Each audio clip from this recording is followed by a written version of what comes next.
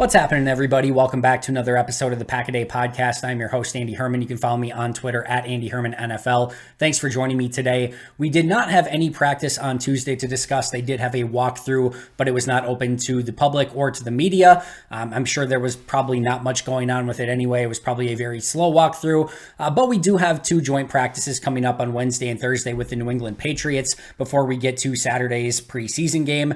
These next 4 days are going to be massive for some of the players that are trying to make this team. Should be highly entertaining, and there should be a ton to talk about, both with the joint practices and with the preseason game. So we're going to have a ton of fun with that. But before we get there, I figured today would be a great midway point to talk about the 53-man roster. Now, a couple things before we jump in. First and foremost, this is still very much in flux, right?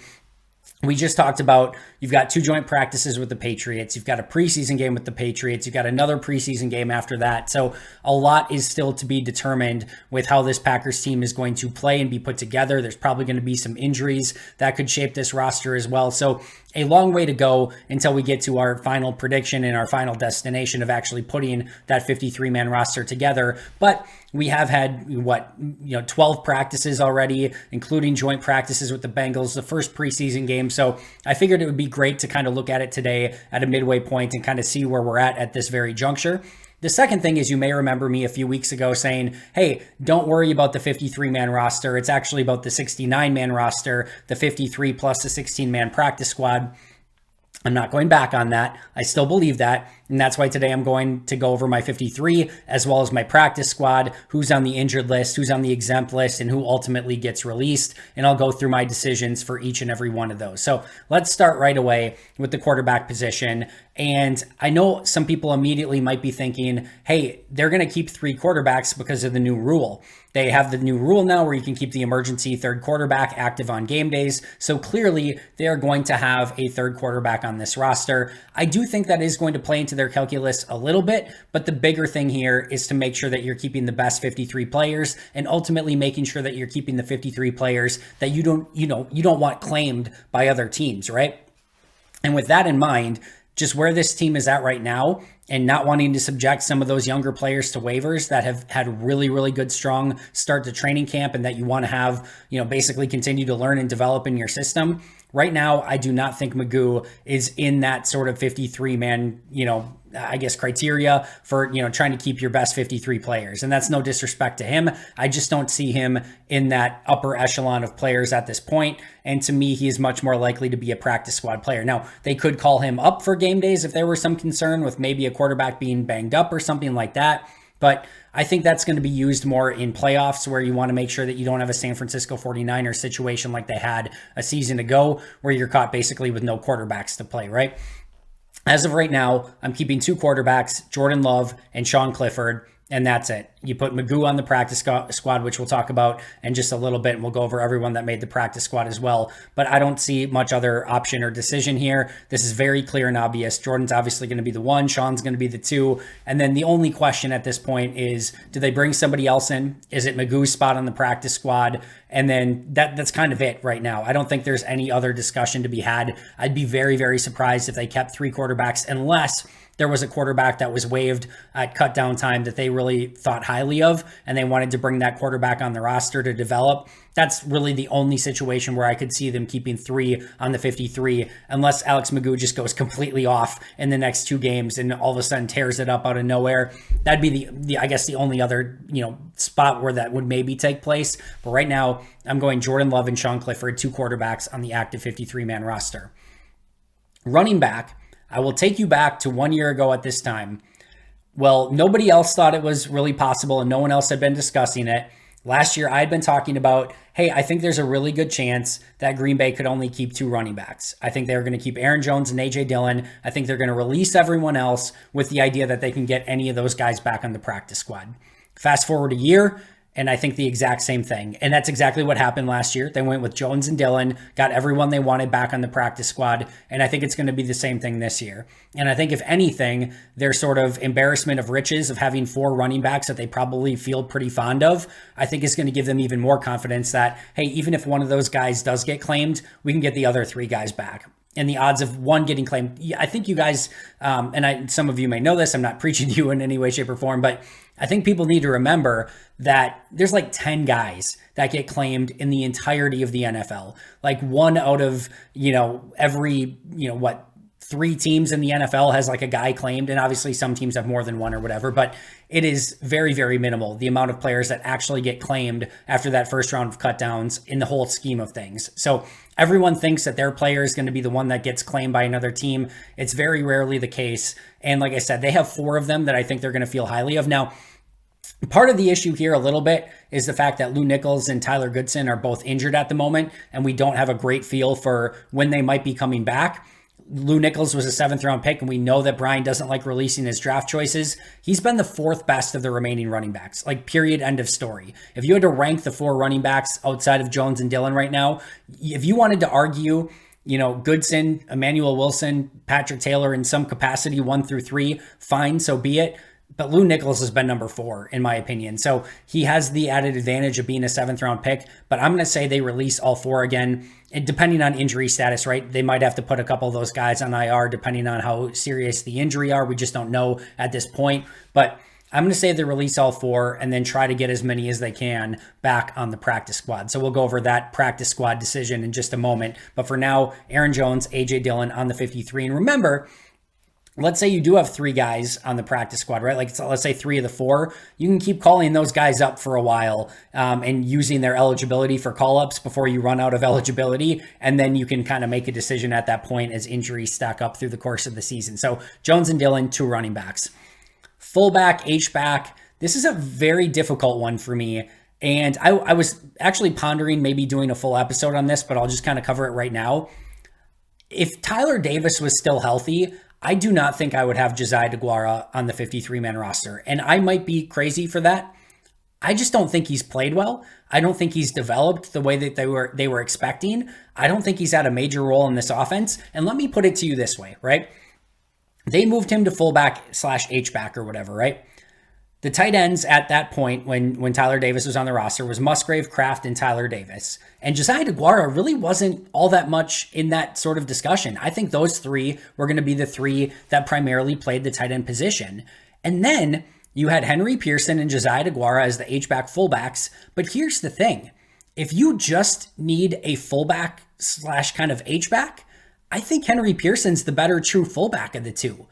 And I haven't been super impressed with really anything out of DeGuara at this point. Yeah, his routes haven't been super sharp. I don't know. I just don't see it. So I do think with the Tyler Davis injury that opens up the likelihood that Josiah does make the team. I'm not still 100% sold on that. Remember also that DeGuara is in the last year of his deal. And, that could give an advantage to Henry Pearson too. I think that battle might be a little bit closer than maybe some people think. Based on the Tyler Davis injury, I am going Josiah DeGuara right now, but that could change over the course of the next couple weeks if things, kind of continue on the path that they're on. But for now, I'm going to say fullback, H-back, Josiah DeGuara. Wide receiver, I am keeping 7 because I don't want to lose any of these 7. Christian Watson, Romeo Doubs, Samori Toure, Jaden Reed, Dontavian Wicks, Grant Dubose, and Malik Heath. All of them are young. All of them are talented. All of them are 53-man roster caliber players. And I know you might be thinking 7 wide receivers, Andy, you can't keep, they have kept 7 in the past, first of all. The second thing is, as I talked about on the full, it's not about the 53, it's about the 69-man roster breakdown. Your goal is to keep the best players that you don't want to lose to another team. I think there's a decent chance that they could potentially get away with releasing either Malik Heath or Grant Dubose and keeping them on the 53. I just wouldn't risk it at this point. I think they're too talented, and I think that you give them every opportunity to earn those reps, through the course of the season. And I think you're going to be able to get away with it with the way we structure this roster and as I kind of go and continue to go through this. So Watson, Dobbs, Toure, Reed, Wicks, Dubose, and Malik Heath. I'm keeping all 7. I think, again, all of them in their either rookie or second year, all of them tremendously talented. Obviously, Watson, Dobbs, Toure, and Reed aren't going anywhere. I really don't think Wicks is going anywhere, which would potentially mean Dubose and Malik Heath are fighting for that 1 spot. If I'm Green Bay, I'm just keeping both. So that's where I'm going right now, and they keep all 7. Tight end might be a little interesting here, but I'm saying they will keep 3, but But, all right, so I'm saying they keep Luke Musgrave and Tucker Kraft. Obviously, that is not a debate. I'm saying that they're going to put a waiver claim in for somebody that gets cut on the roster cut down. So I know that waiver claims, I just said, they don't happen all that often. I think they're going to go waiver claim shopping, or maybe even trade a conditional 7th round pick for somebody that might get cut at that position. They don't have a blocking tight end on the roster, and they need to remedy that in some way, shape, or form. And there are some teams that are, 4 or 5 deep at tight end that I think could potentially move on from a tight end. And I think Green Bay is going to very much look at, again, either the waiver wire or trading a conditional 7th round pick or something for one of those tight ends. So I think they will keep 3 tight ends, not including DeGuara, which we said is H-back, fullback at this point. But I think they'll keep Musgrave, Tucker Kraft, and then they will add somebody after the cut downs to that roster. Who that is, your guess is as good as mine at this point. I'm not going to put a name in there. So I'm saying Musgrave, Kraft, and waiver claim at this point. So those are my 3 tight ends. Insert mystery player, whoever you want it to be at that spot. Offensive lineman, I would have loved to have kept 10. I think the Luke Tenuta injury made this go from 10 to 9, to be totally honest. But right now I'm only keeping 9, and I just don't think there's a 10th worth keeping. So you got David Bakhtiari, Elton Jenkins, Josh Myers, John Runyon Jr., Zach Tom, Yash Nyman, Rasheed Walker, Caleb Jones, and Sean Ryan. Now, part of this is dependent upon Caleb Jones's health. If he's not healthy and it's going to be an injury that takes him through the start of the season, that could change the calculus there a little bit. But who else do you want to keep on that list? Jake Hansen, Royce Newman?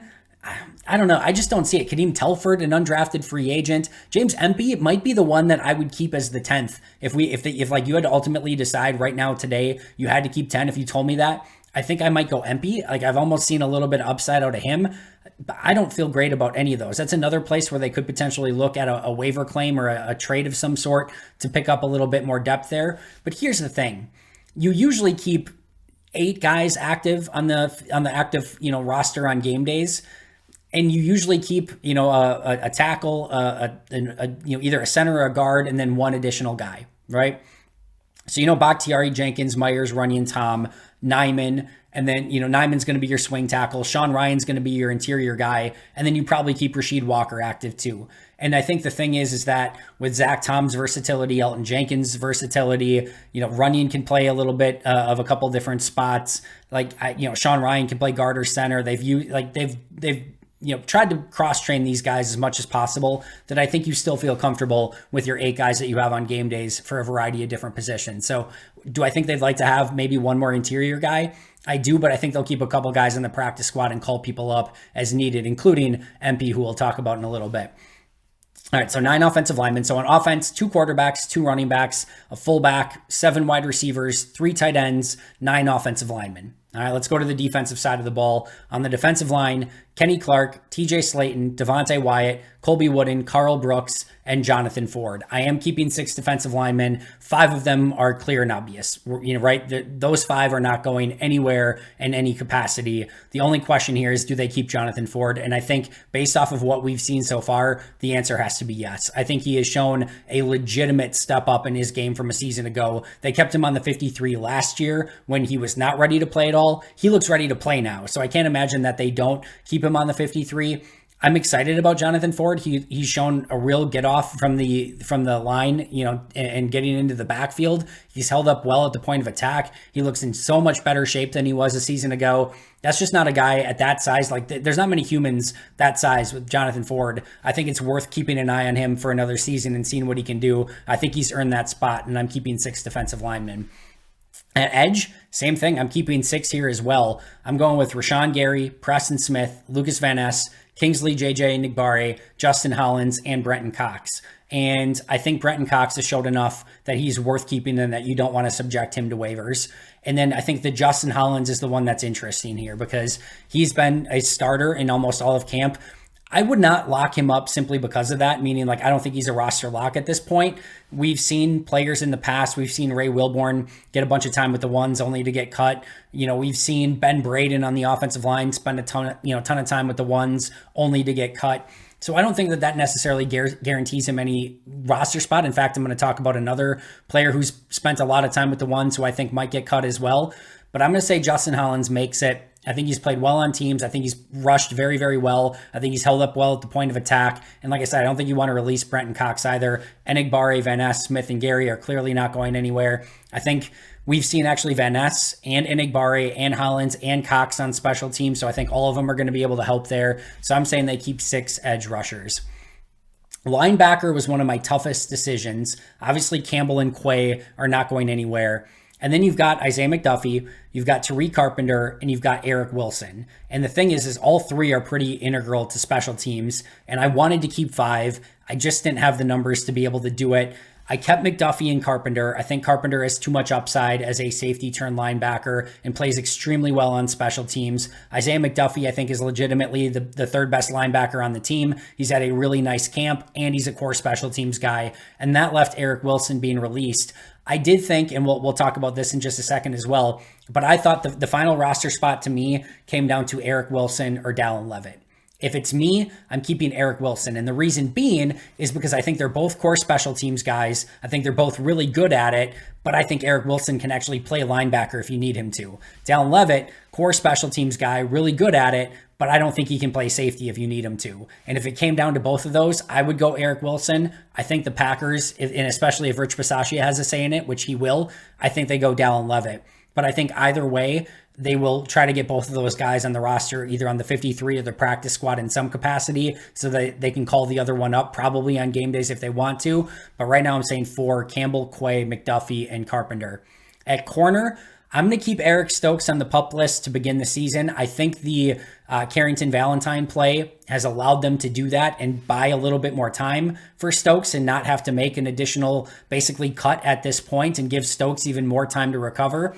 So I'm going to say Jair, Douglas, Nixon, and Valentine. And then I kind of left Shamar Jean-Charles as like, there's no chance he's coming back. He's had a really nice week of practice, including going back to how he played in that game against the Bengals. That's some of the best football I've seen him play. He had another nice day on Sunday, really Sunday and Monday in practice.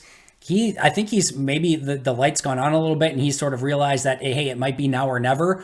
And he's kind of a core special teams guy as well. So right now I'm keeping him as the 5th and only going with 5 corners. Remember, Savage can kind of kick in at corner a little bit too if need be. But Jair Douglas, and specifically in the slot, you're not playing him outside, obviously. But Jair Douglas, Nixon, Valentine, and Shamar Jean-Charles as my 5 corners. And then at safety, I am keeping 5 as well. Darnell Savage, Tavarius Moore, Rudy Ford, Anthony Johnson Jr., and Dallin Levitt. As I mentioned, I think the difference between Levitt and Eric Wilson, you could go either way there. You might be wondering, Jonathan Owens, he's not going to make the team. He spent a lot of time with the ones, and right now he has been the starter alongside Darnell Savage. That does not mean anything. I just went over a couple guys who have been the starter for huge portions of the offseason and training camp who ultimately were released, and they're not the only 2. And right now, I think Tavarius Moore has been better. I think Savage has been better. I think you can make the argument between Rudy Ford and Jonathan Owens, but Ford, Levitt, Anthony Johnson Jr., Tavarius Moore, all those guys are going to be core special teamers, and I think they do it better than Jonathan Owens as well. So I'd love to see Simone Biles and Jonathan Owens stick around. I really would, and there's still a real legitimate chance that he's on the 53. But if I had to decide today, I'm going Savage, Moore, Ford, AJJ, and Dallin Levitt. Kicker, Anders Carlson. Long snapper, Matt Orzech. And then punter, as much as I've talked about it, I don't think it makes sense to keep a 32-year-old punter with this specific team. Go with the younger guy and see if he can develop. I think they keep Pat O'Donnell. I think he's been better than Whelan. Not by a ton, but by enough where I think it's decisive, and I think he ultimately gets the spot. So I'm going Carlson, O'Donnell, and Orzech. For an exemption, you get Kenneth Odumegwu. I do think they'll keep him around as a roster exemption. They gave him the game ball the other day. I don't think they do that and then just end up releasing him. And there's no reason to release him. You literally get a roster exemption for him. So I think he'll stick around for that reason. On IR, you've got Tyler Davis and Luke Tenuta. Tenuta, they have not put on IR yet. Technically, neither is Tyler Davis, but I think both of those guys will end up there. On the PUP list, you still have Eric Stokes. And then here is my 16-man practice squad. Austin Allen, the tight end. Keyshawn Banks, the edge rusher. James Empey, the center guard. Tyrell Ford, the corner safety, mostly corner in practices so far. Tyler Goodson at running back. Jake Hansen at guard/center. A little bit of a veteran experience there that you can call up to the 53 on game days if you do need an interior player to be your emergency backup. William Hooper, the corner, who's had a really nice camp in preseason, Alex Magoo, Bo Melton at wide receiver, Lou Nichols at running back, Henry Pearson at fullback, Jimmy Phillips at inside linebacker, Kadeem Telfort along the offensive line at tackle, Keandre Thomas at corner, Eric Wilson at inside linebacker, and Emmanuel Wilson at running back. So those are my 16 on the practice squad, which will give you depth at some of those positions, like the running backs, right? 2 guys on the 53, but 3 on the practice squad. At tight end, you kept 3, but Austin Allen is on the practice squad. The offensive line only kept 9, but you got Kadeem Telfort and Jake Hansen back, for the practice squad there. So that brings you up to 11 and so on and so forth. Corner, same thing, right? You only kept 5, but you were able to get Keandre Thomas and you were able to get William Hooper back, which in Tyrell Ford too, which brings you up to 8. So some of those positions that didn't have as many on the active, you supplement it by keeping a few more on the practice squad. Players that were cut outright and not either on the 53 or on the practice squad: Corey Ballantyne, the corner, Jadakius Bonds, the wide receiver, Cody Crest, the wide receiver, Gene DeLance along the offensive line, Innis Gaines, corner safety, Broughton Hatcher, the long snapper, Jason Lewan, defensive line, Nate McCrary, running back, Aaron Mosby, edge, Adrian Moultrie, defensive line, Royce Newman, offensive line, Benny Sapp at safety, Dre Miller, wide receiver, tight end, Jonathan Owens at safety, Cole Schneider at center, Chris Slayton on the defensive line, Patrick Taylor at running back, Deuce Watts at wide receiver, and Daniel Whelan at punter. The one I want to talk about there really quick is Patrick Taylor. And this is an interesting one because if you listen to the job description from Matt LaFleur and Brian Gutekunst, pass protection, special teams, catching the ball, Patrick Taylor does all of them well. He matches the description better than any of the other running backs, but that's if you keep a number 3. They didn't keep a number 3. They kept other players who are going to be better on special teams. Guys like Josiah DeGuara at fullback, whoever you claim at tight end, your edge rushers, your inside linebackers, your corners, your safeties that you kept on the roster, I think are going to be able to do that better. And now you have the ability to call up whatever 2 players you think are going to help you most on special teams, and you can kind of decide from there. So I think Green Bay will potentially go in the direction of just keeping the better players, which would be Goodson and Emmanuel Wilson. And then I think they're going to want to keep Lou Nichols just based on the fact that they used the 7th round pick on him, see if he can maybe develop a little bit along the way. So that is my final 53-man roster, 16-man practice squad. To go through it lightning mode: Jordan Love, Sean Clifford, Aaron Jones, A.J. Dillon, Josiah DeGuara at fullback, Christian Watson, Romeo Doubs, Samori Toure, Jaden Reed, Dontavian Wicks, Grant Dubose, and Malik Heath at wide receiver, Musgrave, Kraft, and a waiver claim / trade at tight end, Bakhtiari, Jenkins, Myers, Runyon, Tom, Nyman, Walker, Jones, and Ryan along the offensive line, Clark, Slayton, Wyatt, Wooden, Brooks, and Ford on the defensive line, Gary, Smith, Van Ness, Enigbari, Hollins, and Cox along the edge. Linebacker is Campbell, Quay, McDuffie, and Carpenter. Corner is Jair, Douglas, Nixon, Valentine, and SJC. Safety is Savage, Moore, Ford, Anthony Johnson Jr., and Dallin Levitt. Kicker Carlson, punter O'Donnell, long snapper Orzik, Odumegwu as a exemption, Davis and Tenuta on IR, Stokes on PUP, and then Austin Allen, Keyshawn Banks, James Empey, Tyrell Ford, Tyler Goodson, Jake Hansen, William Hooper, Alex Magoo, Bo Melton, Lou Nichols, Henry Pearson, Jimmy Phillips, Kadeem Telfort, Keandre Thomas, Eric Wilson, and Emmanuel Wilson on the practice squad. That's going to do it for me today. Let me know below how many you think I got right, how many you think I got wrong, why you're happy that I'm not a GM, etc., etc. I'll be right back here tomorrow. But until next time, and as always, go Pack Go.